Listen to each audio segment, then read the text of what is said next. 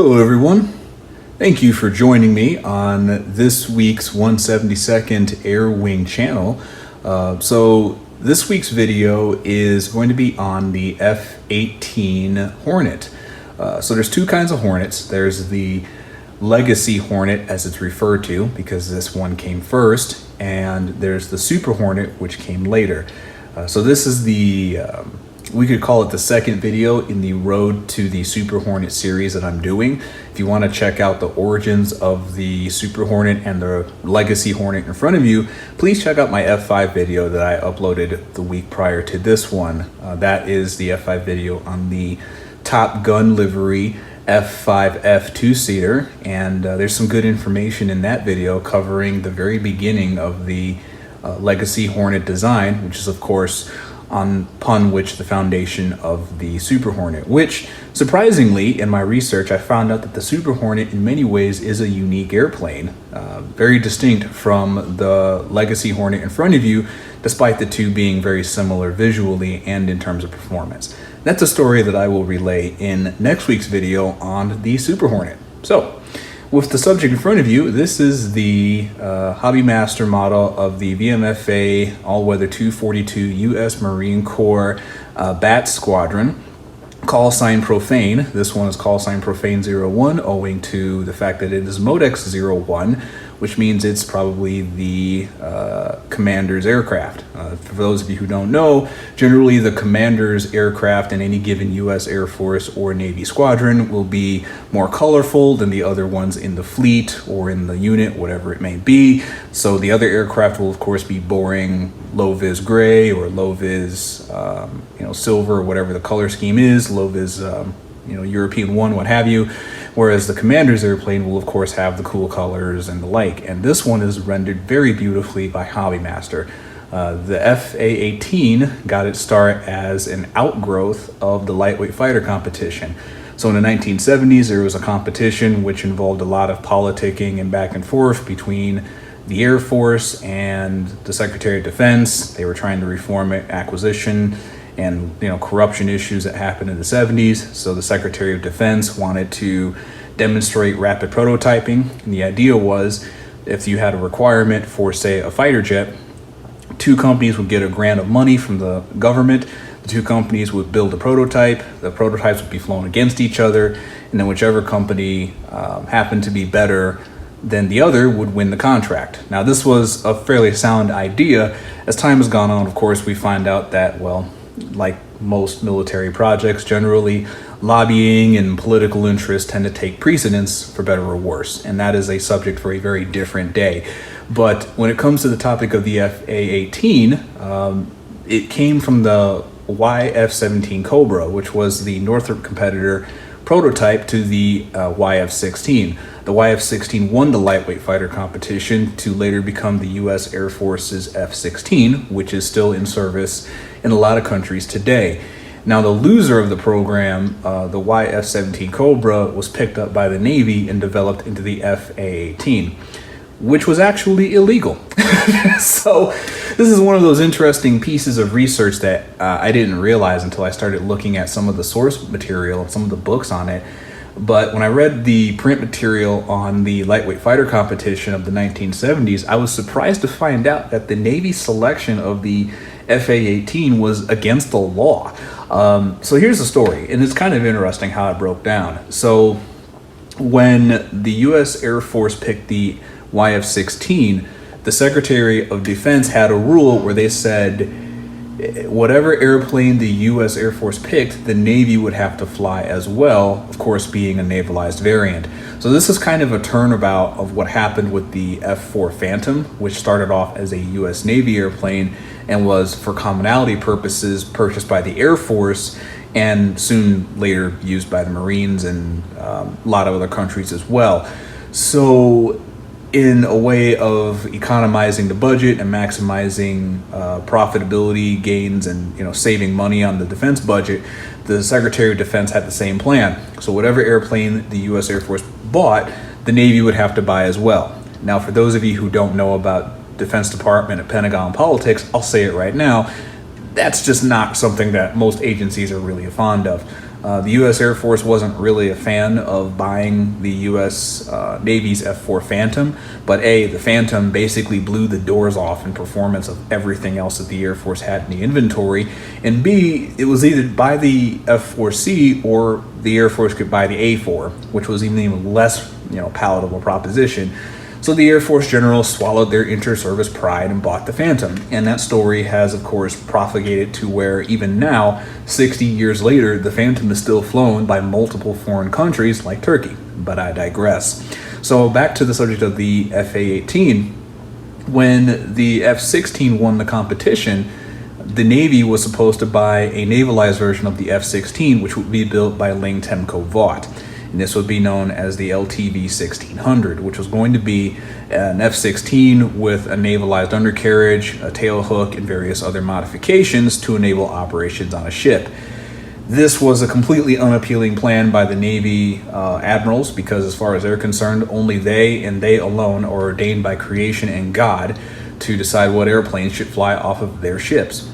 So McDonnell Douglas did some quiet lobbying behind the scenes, which is how a Northrop design wound up being built in half by McDonnell Douglas. And between the partnership between Northrop and McDonnell Douglas, they were able to convince the Navy to stake the future of their service branch on buying the F-18 Hornet.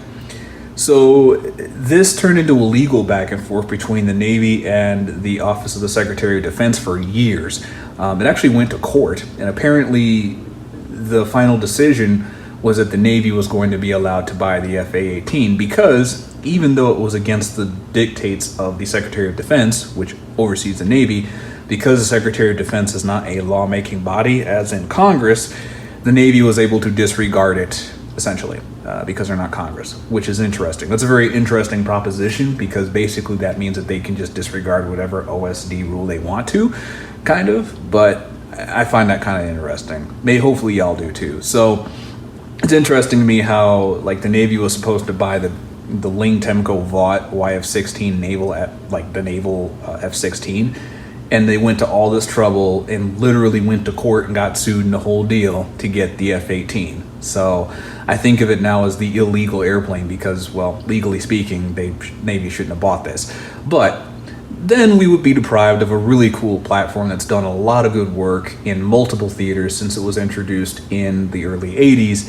And if it weren't for the fact that the F-18 was the newest airplane in the inventory, it would have starred in the original Top Gun movie. The reason it didn't is the same reason that the F-35C didn't star in the last Top Gun movie that came out earlier this year, which is classification concerns and keeping then up-to-date technology out of visual aid and comfort to the enemy type thing, security and whatnot, which has to be respected. So now, though, thanks to Top Gun 2, the Super Hornet has definitely put this airplane on the big screen, and the regular Hornet actually is in a couple of scenes in the new Top Gun movie if you look very carefully. I'm not going to point those out. That's something that we should probably take to the comments section, but if you did see one of these in the Top Gun movie, point it out in the comments. I'm curious to see which of y'all noticed this too in the new movie. There's a couple of spots where you can see a Legacy Hornet in the 2022 release Top Gun movie, and I'm curious to see if anyone else caught it. I'm not going to say it in this video, but we'll see what other how sharp-eyed my viewers really are on this. So yeah, this one is obviously done really well. It's a HobbyMaster FA-18D, and it's a D model because it's a two-seat version oriented to the forward air control, air support mission. So while the F-18 can do a lot of roles, it can do air superiority, air to ground, etc., the U.S. Marines in the Bat Squadron generally specialize in close air support of their Marines, and they specialize in what's called forward air control, which is a very difficult job. And essentially with forward air control, what they do is the pilot in the front minds the airplane and the situational awareness of that. The air crew member in the back will coordinate the airstrikes on enemy positions from other allied airplanes. So effectively, the forward air control role is kind of a combination between a civilian air traffic controller and a strike bomber, because these guys can of course engage targets themselves, but their primary job is going to be flying around the battle space and coordinating with other airplanes who should roll in, when they should drop their bombs, when they shouldn't, handling communications, handling interfaces between the airplanes dropping the bombs and the the component commander or whatever organization in the military is handling that particular military operation. So it's a very demanding job.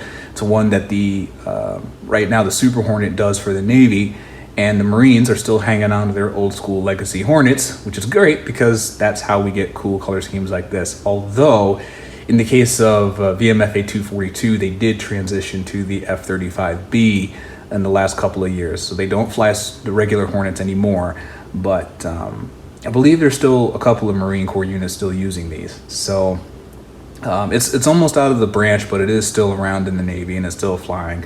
And again, I'm glad that they were in the service long enough to get this one, because it's pretty darn cool looking color scheme, if I say so myself. So with this one, HobbyMaster did a really good job. I'm not going to speak to the color scheme or the quality of it. You can see for yourself in the video just how good of a job they did. My only complaint with this model, and it's a very small one, is that the landing gear is a little crooked.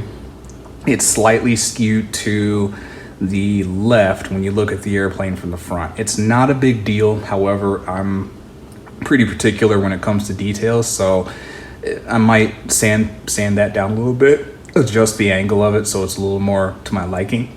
But in the scheme of issues with models, it's not a big deal.